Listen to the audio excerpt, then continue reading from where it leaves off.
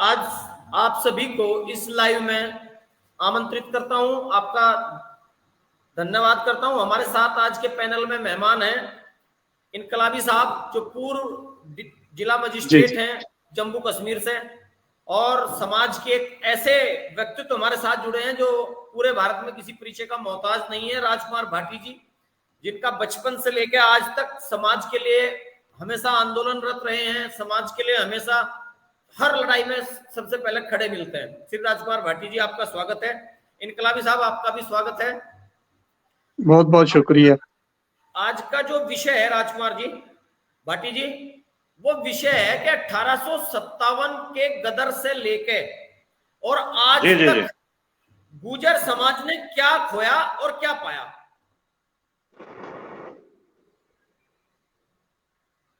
राजकुमार जी, मुझे बोलना है? जी सर।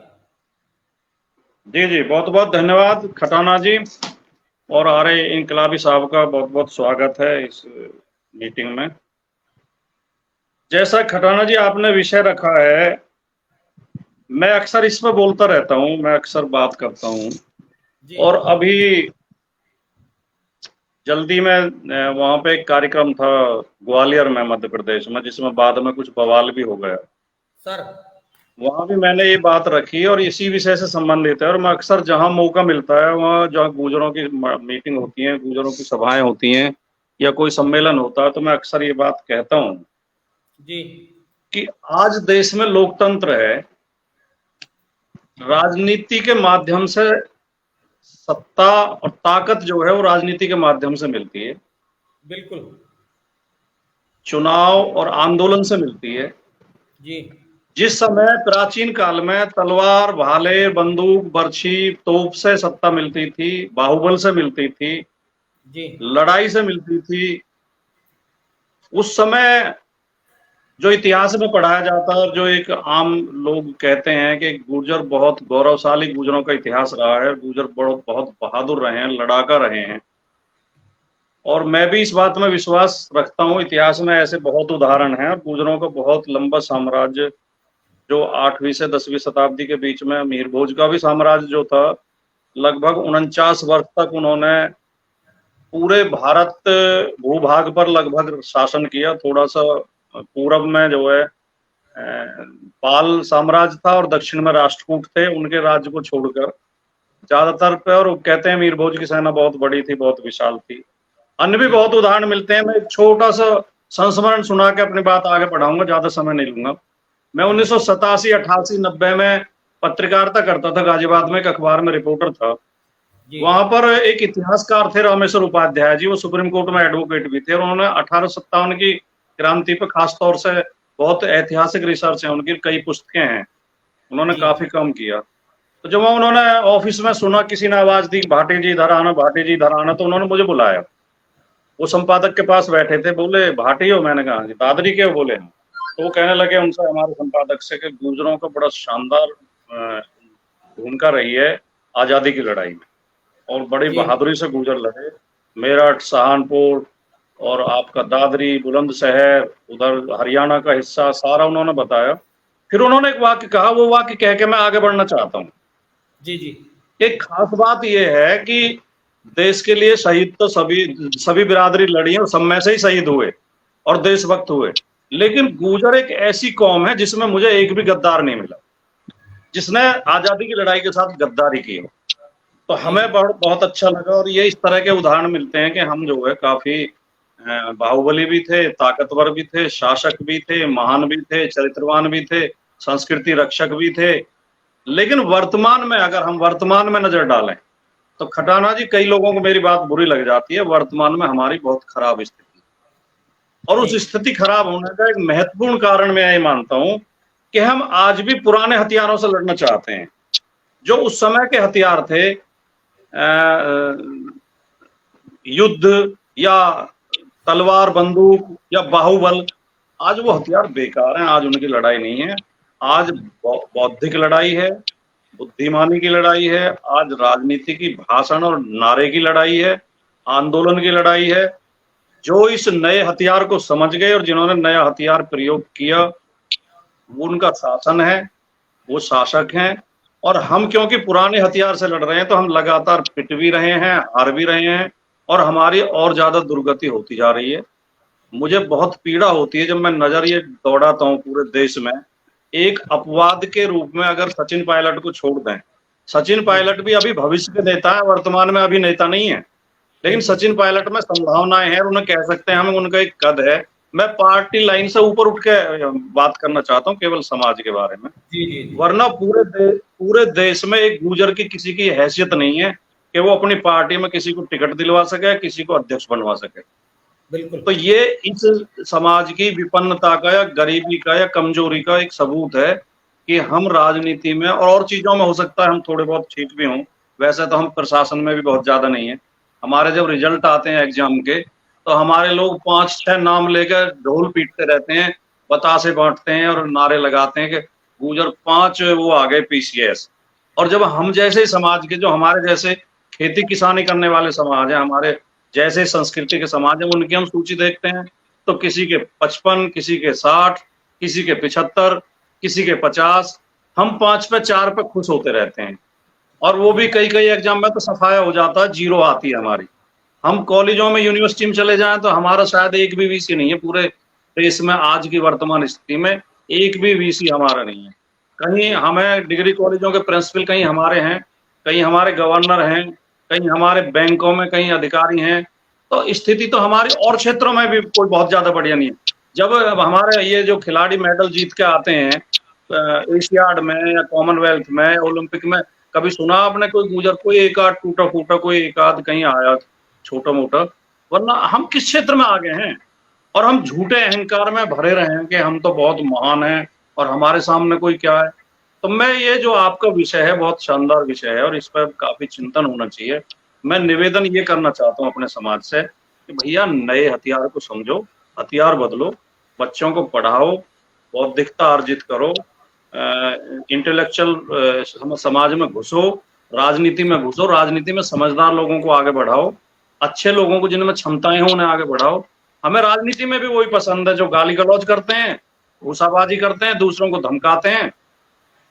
कितने मिनट बोलना, मुझे थोड़ा सा खटाना चाहिए और बता दें। तो आपके पास टाइम है, 2 ही मेहमान अभी हमारे हैं, इनकलाबी जी का एक बार बीच में बोलेंगे, फिर आपको दोबारा फिर लेंगे।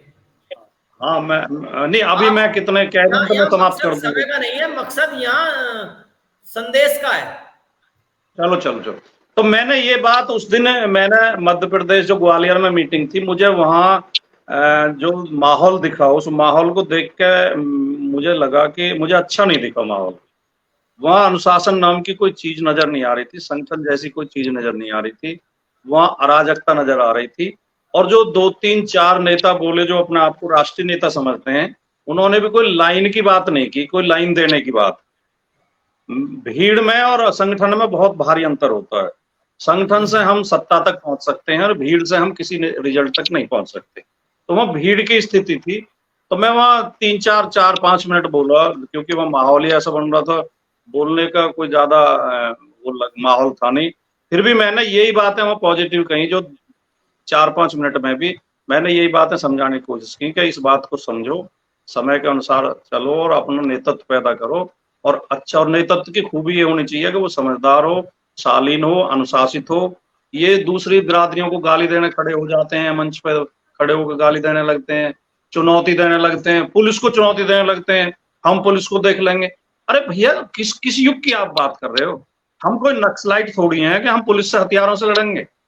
हमें राजनीतिक लड़ाई लड़नी है तो कोई उद्देश्य होना चाहिए उसका, कोई हमारा टारगेट होना चाहिए कि हमें पहुंचना कहाँ है।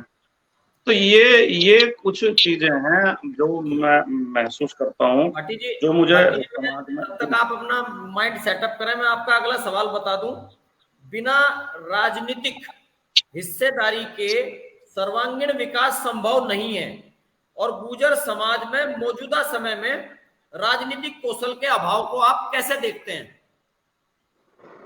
तब तक आप इस पर चिंतन करें। मैं, हमारे साथ जुड़े हुए हैं पूर्व राजनीतिक जिला मजिस्ट्रेट रामबन के श्री इनकलाबी जी। इनकलाबी जी, मैं आपसे जानना चाहता हूं, इनकलाबी जी सुन पा रहे हैं मुझे? बिल्कुल सुन रहा हूं। मेरा आपसे सवाल है, राजस्थान आंदोलन के बाद मौजूदा समय में शिक्षा, स्वास्थ्य, रोजगार, व्यापार और देश के साधन संसाधनों में हिस्सेदारी के आंदोलन के बजाय गुर्जर समाज इतिहास, राजनीति जैसे से प्रेरित विषयों पर आंदोलन करता नजर आ रहा है। आप इसे कैसे देखते हैं?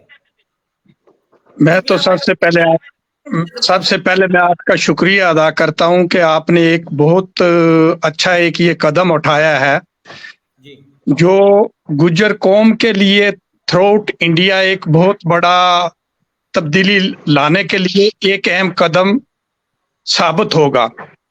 जो आपने क्वेश्चन पूछा है उस पर आने से पहले मैं ये कहूं कि जम्मू कश्मीर के जो गुर्जर्स हैं जी। उनको यहाँ तक लाने में सबसे बड़ा अहम रोल जो अदा किया है वो दिल्ली और भारत के गुर्जर्स हैं, चाहे वो रामचंद्र जी व्हीकल हों या राजेश पायलट जी हों या दूसरे कुछ बहुत सारे ऐसे कारकुन हुए हैं जिनका इस वक्त अगर नाम लूंगा मैं तो वो काफी लंबा हो जाएगा।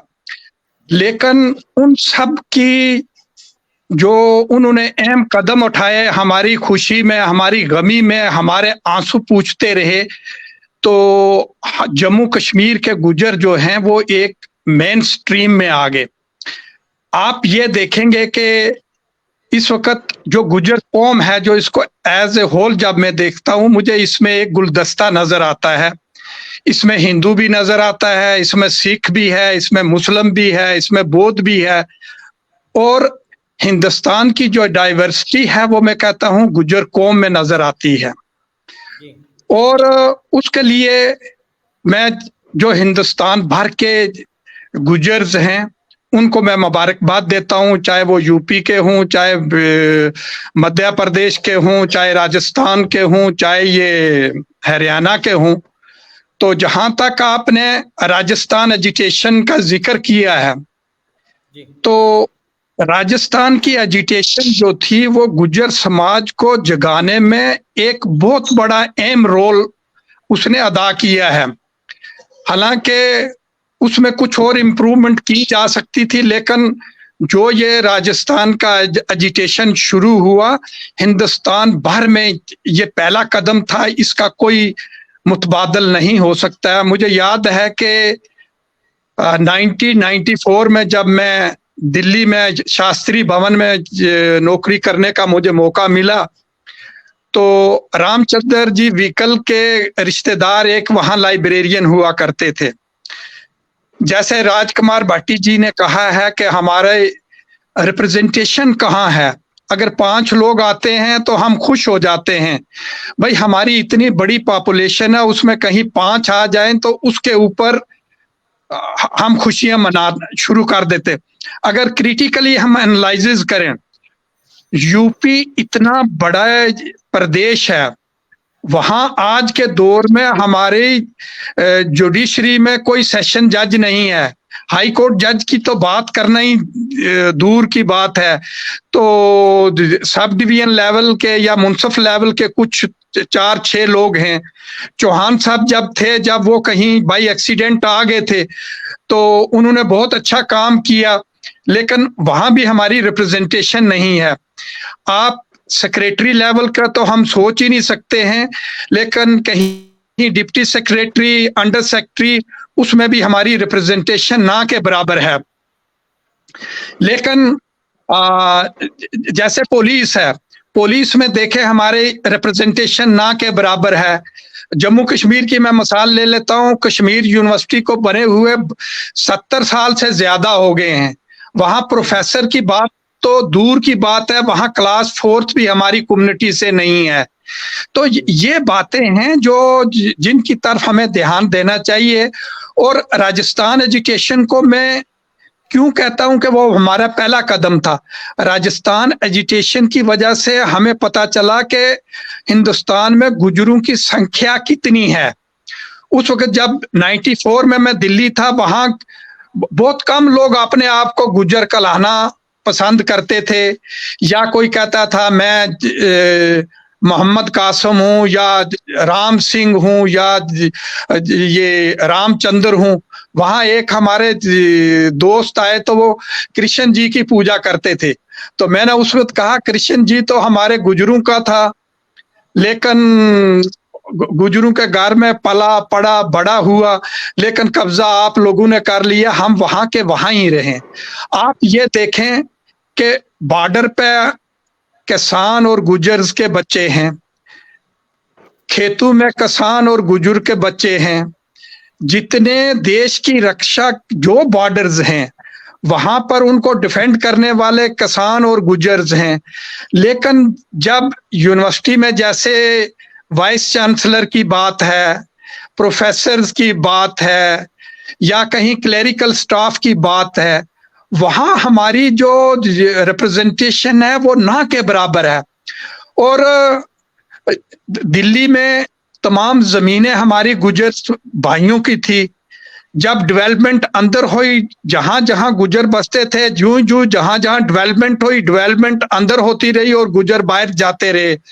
आज जमीनों से जो चंद पैसे आ गए उनमें हमने अच्छे मकान बना लिए, अच्छी गाड़ियां ले ली, लेकिन वो समाज, वो कौम कभी तरक्की नहीं कर सकती जिसके पास तालीम नहीं है, पैसा हमेशा रहता नहीं है। जो मकान है आपके बड़े बड़े वो ज्यादा देर तक टिकने वाले नहीं है। जी जी, मैं आपको टोकना चाहता हूँ। जी जी, मेरा सवाल जो है ना, गुजरों ने आंदोलन किया राजस्थान में, बहुत बढ़िया बात है, उसका रिजल्ट आया। लेकिन आप मौजूदा समय में आप भूतपूर्व अधिकारी हैं, आपने जिला चलाया है, आपने प्रदेश चलाया है, मौजूदा समय में भी आप कई संस्थाओं में जिम्मेदारी के पदों पर हैं, तो आप शासन प्रशासन की नजर से भी समाज को देखते हैं। जी जी जी, एक शासन होने के, शासन का अधिकारी होने के नाते भी आप समाज को देखते हैं। तो मेरा सवाल ये है कि जो आज आप अखबार टीवी देख रहे हैं, इसके जरिए खबर देख रहे हैं, सोशल मीडिया के जरिए खबर देख रहे हैं, गुजर समाज अधिकारों के लिए, स्वास्थ्य के लिए, रोजगार के लिए, व्यापार के लिए, सरकार के साधनों संसाधनों में जिनकी बात आप कर रहे हैं उसमें हिस्सेदारी के लिए आंदोलन करता कहीं नजर नहीं आया। कश्मीर में तो आता है, लेकिन बाकी राज्यों में वो अपने अहम और राजनीतिक स्वार्थ और इतिहास के लिए आंदोलन करता हुआ नजर आ रहा। आप इसे कैसे देखते हैं? नहीं, इसमें सबसे पहली चीज है कि गुजर्स को अपनी एक अलग आइडेंटिटी पैदा करनी पड़ेगी। अगर आइडेंटिटी पैदा नहीं करोगे, आप जैसे राजकुमार भाटी जी ने कहा था कि अगर आप भीड़ में खो जाओगे आपकी आइडेंटिटी खो जाएगी। नंबर 2, जो एजुकेशन आप करोगे उसको सोच समझ के, ये एजुटेशन वो क्रिकेट का वन डे मैच नहीं है कि आप वन डे मैच करेंगे और जीत जाएंगे। ये टेस्ट मैच है, इसमें आपने लंबी लड़ाई लड़नी है जिसका असर आपकी आने वाली नस्ल पे पड़ेगा। उसके लिए सबसे पहले गांधी जी का जो असूल है कि नॉन वायलेंस होना है, आप में टॉलरेंस होनी है, आपने दूसरे लोगों को इज्जत देनी है। और जब स्टेज आपको मिले, आपको हकीकत पे बात करनी है कि आप में कितना दम है। सिर्फ भाषण से अगर काम चलता तो फिर चलाया जा सकता, लेकिन हमें प्रैक्टिकल ग्राउंड पे काम करना पड़ता है। उसके लिए हमें ये कुछ चीजों की जरूरत है, जैसे टॉलरेंट होना बहुत जरूरी है। हमने अपने आप को भी टॉलरेंट करना है और दूसरी जो बिरादरी है उनको साथ लेके चलना है, उनसे अलग हम नहीं चल सकते। दूसरा जो रिस्पॉन्सिबिलिटी है, जैसे आप जहां हैं, जिस जगह में हमारे समाज को वहां ही रह के आपने अपना अहम रोल अदा करना है। जैसे ये है, राजकुमार भाटी जी ने कहा कि हमारे लोग जहां जहां हैं वहां वो अपनी एग्जिस्टेंस नहीं दिखा रहे हैं। जैसे मैं डिप्टी कमिश्नर रहा हूं, तो आप लोगों का भी मेरा क्रिटिकल एनालिसिस करना चाहिए कि मैं क्या जो भाषण में बातें करता हूं, जब मैंने प्रैक्टिकल ग्राउंड पे काम किया, क्या जो चीज मैं कहता हूं क्या उस वक्त उनको असल में इंप्लीमेंट किया या नहीं किया है। हमें प्रैक्टिकल लोग चाहिए। वो लोग जो पैसे के पीछे दौड़ते हैं, जो अपना कोठी और कार के पीछे दौड़ते हैं, वो समाज के लिए ज्यादा कुछ नहीं कर सकते हैं। हमें कांशीराम जैसे लोग चाहिए, हमें बाबा साहब अंबेडकर जैसे काम चाहिए। हमारे साथ हमारे जो गुजर कौम के मुख्तलिफ सियासी पार्टियों में लोग हैं, उनकी कुछ भी सोच विचार हो, लेकिन मुझे कोई जैसे राष्ट्रीय स्वयं सेवक है, शायद मेरे साथ कुछ लोग एग्री ना करते हों, लेकिन मुझे उनकी एक वर्किंग पसंद है कि वो बड़े ठंडे दिल से बैक बेंचर में रह के वो हर इश्यू को बड़ा एनालाइसिस करते हैं। हमें वो उन चीजों पे चलना है। अब जैसे मैं आया हूं, मैं कहता हूं कि जहां चंद दिन में राजेश कुमार भाटी जी ने स्टेटस पहुंचा है, मैं भी वहां पहुंच जाऊं। भाई वहां उन्होंने पूरी जिंदगी गाल दी है, वहां मुझे पहुंचने पर टाइम लगेगा। जितने यूथ हैं उनको मैं ये कहूंगा कि वो तालीम की तरफ जाएं, और खास करके स्किल डेवलपमेंट होनी हम में जरूरी है।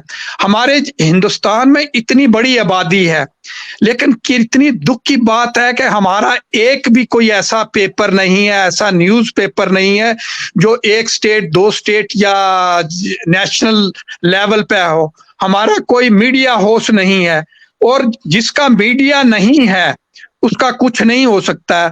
जिस दफ्तर में आपका अगर कोई क्लर्क तक नहीं है, कोई सुपरडेंट नहीं है, कोई ऑफिसर नहीं है, वो आपके लिए क्या करेगा? कुछ नहीं हो सकेगा। उसके लिए यही है, आपको भूखे पेट रहना पड़े तो रहो, लेकिन अपने बच्चों को पढ़ाओ, अपनी मेहनत करो, और जो एजुकेशन आपने करना है, जैसे भाटी जी ने थोड़ा सा ग्वालियर का कहा, भाई आपने इतने जोश जज्बे से ऐसे काम करोगे, आपने एक दिन के लिए थोड़ा करना है। जज्बात में आप आके ऐसे एक्शन कर लेते हो, उसको भुगते भुगते आपको कई साल लग जाते हैं। उसके लिए ज्यादा ना कहते हुए मैं ये कहूंगा कि जैसे हमारे गुजर इंडिया में भी हैं, अफगानिस्तान में भी हैं, पाकिस्तान में भी हैं, उन सब की मुश्किलात एक जैसी हैं। लोग हमें इस्तेमाल, एक मिनट में मैं कंप्लीट करूं, लोग हमें इस्तेमाल कर देते हैं, हमें कहते हैं ये करो, हम कर लेते हैं। जब लेने का वक्त आता है उस वक्त हमें कोई पूछता नहीं, चाहे वो सियासत हो, चाहे वो नौकरी का इशू हो, चाहे कहीं दूसरी जगह हो। हमें इन चीजों की तरफ ध्यान देना चाहिए कि इस वक्त हमें कहाँ स्ट्राइक करनी है। जब आपको जो आपका कागज है वो राइट वक्त में राइट टेबल पे होना चाहिए। अगर आप किसी खास टेबल पे अपने इशू नहीं पहुंचाओगे, आप अखबारों में, आप रोड्स पे जितना मर्जी कर लोगे, लेकिन आपको एजिटेट प्रॉपर वे से प्रॉपर टेबल पर अपनी जो मुश्किलात हैं वो पहुंचानी पड़ेंगी। इनकलाबी जी, मैं दोबारा आपके पास आता हूं, आप बने रहे हमारे साथ। हमारे साथ राजकुमार भाटी जी हैं, मैं उनसे मुखातिब होता हूं, और एक सवाल है उनके स्तर का, क्योंकि वो राजनीति में है, एक बड़ी पार्टी के राष्ट्रीय प्रवक्ता भी हैं, और जहां तक मैं पर्सनली जानता हूं, अगर मैं पूरे एनसीआर में पर्सनली कहूं सबसे ज्यादा सम्मान किसी व्यक्ति का करता हूं तो वो राजकुमार भाटी जी हैं, जिसमें मुझे लगता है कि एक राजनीतिक व्यक्तित्व है। राजकुमार भाटी जी, अभी मैंने आपको सवाल पहले भी बताया था, गुजर समाज में राजनीतिक कौशल के अभाव को आप कैसे देख रहे हैं? जी जी, मैं खटाना जी आपके सवाल का जवाब शुरू करते हुए मैं भूमिका जो अभी इनकलाबी जी ने जो बोला, कई बातें उन्होंने बोली, उसमें से एक मेरे मन में एक सेंटेंस घूम रहा था कि गुजर समाज में एक बड़ी कमी मैं ये भी देखता हूँ कि या तो आदमी कुछ नहीं करेगा या फिर सब कुछ करेगा। जो उन्होंने इनकलाबी जी ने कहा उसका एक संदेश ये भी है कि अपना क्षेत्र चुन लें और अपने क्षेत्र में पूरे समर्पण के साथ लंबे समय तक काम करें। अब जैसे आप पत्रकारिता में आप चैनल चला रहे हैं तो आपका टारगेट ये होना चाहिए कि मेरे चैनल की व्यूअरशिप इतनी हो, इसके सब्सक्राइबर इतने हो, इसकी पहुंच इतनी हो कि ये पूरे देश में इसकी पहचान बन जाए। अब आपके ऊपर ना कह के मैं अपने ऊपर ही कहता हूँ कि मैं ही तो चैनल चलाऊंगा, फिर मैं ही चुनाव लड़ूंगा, मैं ही फिर समाज सुधार करूंगा, मैं ही स्कूल भी खोलूंगा, मैं स्कूल भी चलाऊंगा, फिर मुझे ही मेले भी आयोजित करने हैं, मुझे ही सारे काम मैं ही करूंगा। तो ये एक तो ये कमी मैं मुझे देखने को मिलती है, या तो आदमी कुछ नहीं करता है, करता हो तो सब कुछ करता है। दूसरे जो आपने कहा राजनीति में मैंने शुरुआत इससे की थी, भूमिका मैंने ये बनाई थी कि बाकी क्षेत्रों में तो हम फिर भी बेहतर हैं, लेकिन राजनीति में तो हम कतई शून्य हैं। उसकी वजह ये है कि हम राजनीति के एजेंडा को नहीं समझ रहे हैं और हमने अपना कोई एजेंडा ही तय नहीं किया। हम दूसरे के एजेंडा के लिए प्रयोग हो रहे हैं। हमें ये समझना चाहिए कि हमारा हित किस बात में है, हमें किस बात के लिए संघर्ष करना चाहिए। अब जैसे ग्वालियर का ही बार बार जिक्र इसलिए आता है कि अभी ताजी घटना है।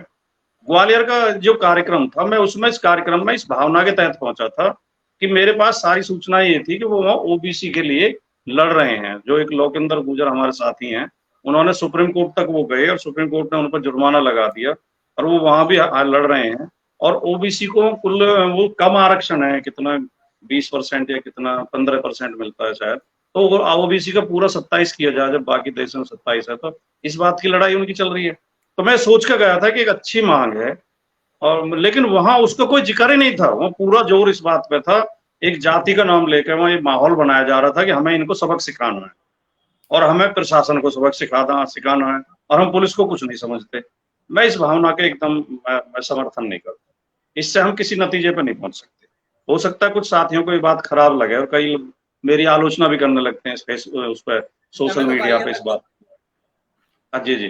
तो दूसरी बात जो ये जो मैं वो भूल गया उसमें राजनीतिक कौशल की कमी की। हाँ, एक मैं ये कहना चाहता हूँ कि जोड़ने की कला आनी चाहिए। अगर हम लोगों को देखिए, हमें जात पे ज्यादा ध्यान न देकर जमात पे ध्यान देना चाहिए। हम इस देश में एक मांग बार बार उठती है कि गुर्जर रेजिमेंट होनी चाहिए। मैं इसे निरर्थक मांग मानता हूँ। इससे कुछ हासिल नहीं होने वाला। पहली बात तो बनेगी ही नहीं। देश में 6000 जाति हैं, अगर और जातियों की रेजिमेंट बनानी शुरू करेंगे तो 6000 रेजिमेंट बनानी पड़ेंगी। तो वो उससे कोई उपयोग कुछ है नहीं। उसका जो है बेवजह की उसमें ऊर्जा खर्च करते हैं। हमें जात से ऊपर उठ के जमात की बात करनी चाहिए और हमें देखना चाहिए हमारा किस जमात में हित है, कौन सी लड़ाई में हमारा हमें जो है जो शिक्षा, नौकरी, व्यापार, ये तीनों चीज हमारे अंदर कैसे बढ़े हमारे समाज के अंदर। नौकरी जब बढ़ेंगी, जब हमें ओबीसी में आरक्षण मिलेगा, हमारी जो एक डिनोटिफाइड उसमें आते हैं हम कैटेगरी में, उसकी भी समय समय पर मांग चलती रहती है। अगर उसमें हम जोर लगा के सारा गुर्जर समाज खड़ा हो जाए तो उसमें और कई जातियां हैं, कई दर्जन जातियां हैं, उसमें वो सारी आपके साथ खड़ी हो जाएंगी। आपकी लीडरशिप भी उभरेगी और आपके बच्चों को फायदा भी उसका होगा। हमें ऐसा एजेंडा लेना चाहिए। हम कहीं मंदिर बनाने के लिए अपने 10-20 लोगों को शहीद भी कर दें और हम समय खर्च करके उससे हमारे समाज के किस व्यक्ति को फायदा होगा, आप ये बताएं। हमें इन चीजों पर ध्यान देना चाहिए। हमें एजेंडा तय करना पड़ेगा। हमें वैचारिक गुलामी से निकलना पड़ेगा। हमें स्वतंत्र विचार अपने बनाने पड़ेंगे, अपना स्वतंत्र एजेंडा बनाना पड़ेगा और हमें पाखंड और अंधविश्वास से निकलना पड़ेगा। और जो नौकरी की तैयारी करना चाहते हैं उन्हें हम पढ़ाई का माहौल दें। जो खिलाड़ी हमारे समाज में तैयार होना चाहते हैं उन्हें खेलने के लिए मैदान उपलब्ध कराएं। लेकिन जो राजनीति में आना चाहते हैं उन्हें राजनीतिक शिक्षा और राजनीतिक विचार दें और उन्हें राजनीतिक बैकअप दें। मेरा ये सुझाव केवल है, जहां तक मेरी समझ में आता है। हमारे साथ हैं इनकलाबी साहब। मेरा आखिरी सवाल आपसे है। जी। पूरे भारत के गुर्जर समाज के युवाओं को आप क्या संदेश देंगे? उनको मैं सिर्फ ये कहूंगा कि उनको अपने आप को लेटेस्ट एजुकेशन से अपने आप को लैस करना चाहिए। आजकल एक एजुकेशन वो साधारण एजुकेशन नहीं, लेकिन स्किल एजुकेशन जो है उसकी तरफ ध्यान दें और समाज किस तरफ जा रहा है उसकी तरफ ध्यान दें। सिर्फ हवा में बातें ना करें, लेकिन प्रैक्टिकली बातें करें जो ग्राउंड पे हो। जहां भी आपके बरादरी का कोई मिले उसको ऊपर उठाने की कोशिश करें। आपको एक जाते जाते ये जम्मू कश्मीर में एक वीडियो बड़ा वायरल हो रहा है। हमारा एक गुजर भाई फौज का जो था वो राजस्थान या यूपी का था, वो कश्मीर की ऊंची पहाड़ियों पे कहीं उनको वो नोमैडिक गुजर्स मिल गए। वो खुश होके उनके पास गया, जाके उनसे बातें की, करके आया। उससे उस बैकवर्ड समाज को कितनी इनकरेजमेंट मिली।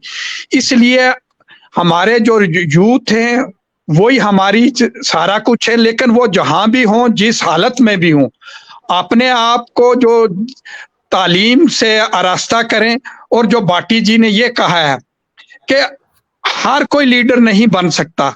हम में मुसीबत यह है कि अगर मैं डिस्ट्रिक्ट मजिस्ट्रेट हूं तो मैं कहता हूं मुझे पॉलिटिशियन भी बनना चाहिए। जो पॉलिटिशियन है वो कहता है मैं दूसरी जगह भी चला जाऊं। वो नहीं है। हमें समाज के लिए इकट्ठा एक सियासत से हट के एक सोशल ग्रुप बनाना चाहिए जो टाइम रन करता है, बड़ा क्विकली होता है।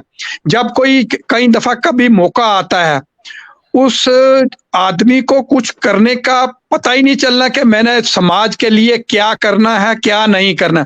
उस वक्त उसके बैकअप के लिए एक सोशल ग्रुप होना चाहिए जो उसको गाइड करे कि इस वक्त आप ये कर सकते हैं, ये कर सकते हैं। हमेशा वही कौमें आगे बढ़ती हैं जिनके पास ताकत होती है। जिनके पास ताकत नहीं है तो वो एजिटेशन करें, कुछ करें। एक यूडीसी, एक क्लर्क एक फाइल को ऐसी वो मंशा दे देगा कि कई महीनों तक वो फाइल एक टेबल से दूसरे टेबल पर चलती रहती है। इसलिए हमें अपने जो पॉलिटिशियन है उनको गाइड करने के लिए एक सोशल ग्रुप की बहुत बड़ी जरूरत है, जिसमें पॉलिटिशियन भी हों, हमारे प्रोफेसर्स भी हों, डॉक्टर्स भी हों, इंजीनियर्स भी हों, तो समाज से हर एक तलक से रखने वाला। और मोर ओवर हमें नौजवानों को मैं ये कहूंगा कि आप अपने जज्बात पे कंट्रोल करें और नॉन वायलेंस होके रहना बड़ा जरूरी है। आपने देखा होगा कि जो कुछ ऊंचे तबके के लोग हैं वो कभी इन चीजों में नहीं पड़ते हैं। वो दूसरे लोगों से वो काम करवा लेंगे, खुद नहीं करेंगे। तो हमारे बहुत बड़े बड़े जो लीडर हजरात हैं वो इन बकावों में आ जाते हैं। तो नौजवानों को मैं ये कहूंगा, खास करके हमारी एक्सपेक्टेशन उनसे है, वो क्रिटिकली एनालिसिस करें कि हमें क्या करना है, समाज में क्या जरूरत है और कैसे हम आगे निकल सकते हैं। जी भाटी जी, आप अभी बने रहे हमारे साथ। भाटी जी, मैं आपसे एक सवाल इससे थोड़ा सा हटके पूछना चाह रहा, मेरे याद आ गई बात। जो जिन लोगों को हमारे समाज के पहली बार विधायक बनने का मौका मिला, और जहां तक मेरी पत्रकारिता का सवाल है या मेरी पत्रकारिता का तजुर्बा है, वो ये कहता है, मैं जो अन्य विधायक समाज के विधायकों को देखता हूं, क्या उनके विधायकी क्षेत्र में डॉक्टर पूरे हैं, टीचर पूरे हैं, जो टोटल एक समाज की जो सारी व्यवस्थाएं हैं, आंगनवाड़ी का राशन सही है, विद्युत पोल सही है, बिजली समय से आ रही है, स्कूलों में व्यवस्थाएं ठीक है, जो एक विधायक का काम है उस क्षेत्र की समस्याओं पर ध्यान देना और उनके निवारण के लिए काम करना। ये हमारे समाज के जो विधायक हैं, जितने भी विधायक बने, ये दोबारा बनने की उम्मीद मुझे तो नजर नहीं आ रही, क्योंकि ये अपना घर छोड़कर पूरे भारत में धक्के तो नहीं कहना चाहिए, पूरे भारत में उड़ रहे हैं कि शायद पूरे भारत को कंट्रोल कर लेंगे, जबकि अपनी विधानसभा पे उनके जमीन पे काम है नहीं। और सबसे बड़ी समस्या ये कि आप इनसे पूछ लो कि भाई क्लिनिकल एस्टेब्लिशमेंट एक्ट क्या होता है, पता नहीं। कि भाई गन्ना आपके क्षेत्र का बड़ा समस्या है, टैगिंग आदेश क्या है, पता नहीं। भाई नगर निगम अधिनियम क्या है, पता नहीं। नगर निगम का चुनाव लड़ने पहुंच रहे हैं। तो ये अधपके लोग कहेंगे या इन्हें क्या कहेंगे, ये मर्ग तृष्णा है क्या है कि अपने समाज की, जिस समाज ने उन्हें विधायक बनाया, सांसद बनाया, प्रतिनिधि बनाया, उसकी सेवा करने के बजाय या पूरी देसी भाषा में बात करूं, घर का छोड़कर घाट की चुनने के लिए पहुंच रहे। तो इनकी क्या स्थिति रहेगी और क्या इन्हें करना चाहिए? आपका क्या संदेश है इन्हें? खटाना जी, ये किसी विद्वान व्यक्ति ने एक जगह लिखा है और मैं उसका पालन करता हूं, और मैं आपको भी सुझाव देना चाहूंगा जी। कि विचारों पर की गई चर्चा उत्कृष्ट किस्म की चर्चा होती है, घटनाओं पर की गई चर्चा मध्यम दर्जे की चर्चा होती है, और व्यक्तियों पर की जाने वाली चर्चा निकृष्ट चर्चा होती है। तो हम अपनी चर्चा को विचारों तक ही सीमित रखें तो ज्यादा बढ़िया, हम निकृष्ट चर्चा में क्यों पड़े। चलिए तो मैं आपको ये पूछना चाहता हूं कि जो भारत का युवा है गुर्जर समाज का, आप उसे क्या संदेश देंगे? मैं गुर्जर समाज के युवाओं को ये संदेश देना चाहूंगा कि भाई, अतीत भी महान था, भविष्य भी महान है, संभाल लो इसे अगर तुम ये जो वर्तमान है। बहकावे में आके गैर कानूनी काम मत करो, हिंसा मत करो, तोड़फोड़ मत करो, अपने आप को बहादुर सिद्ध करने के लिए जिंदगी भर के लिए मुकदमे अपने ऊपर मत लगाओ। सरकार से डरना बिल्कुल नहीं चाहिए, लेकिन सरकार से लड़ने का मतलब लड़ना वो होता है कि सरकार की नीतियों के खिलाफ हम आंदोलन करें, सरकार की नीतियों की आलोचना करें। अब महिला विधेयक पास हुआ है राज्यसभा लोकसभा में, उस महिला विधेयक में ओबीसी का कोटा होना चाहिए, ये लड़ाई लड़नी चाहिए समाज के युवाओं को। उसके बजाय पुलिस में कौन है? पुलिस में हम ही तो हैं, हमारे परिवार के लोग तो पुलिस में जाते हैं, हमारे रिश्तेदार जाते हैं पुलिस में। फौज में कोई पूंजीपतियों के बच्चे थोड़ी जाते हैं। तो उनसे हम जो सीधे सीधे लड़ना चाहते हैं, मूर्खता की बात है। वैचारिक बातें करो, देश के इतिहास को ठीक से समझो, संस्कृति को ठीक से समझो, राजनीतिक सिस्टम को समझो और उस सिस्टम में घुसने का प्रयास करो। छोटे मोटे झगड़ों में उलझ के अपनी जिंदगी खराब मत करो। चलिए, आपका बहुत बहुत धन्यवाद। इनकलाबी साहब, आपका भी बहुत बहुत धन्यवाद। और मैं अपने युवाओं से अपील करूंगा कि हमारे मेहमानों की बात पर ध्यान दें और अच्छा जीवन व्यतीत करें और अपने अपने फील्ड में कामयाबी हासिल करें। आप सभी का बहुत बहुत धन्यवाद।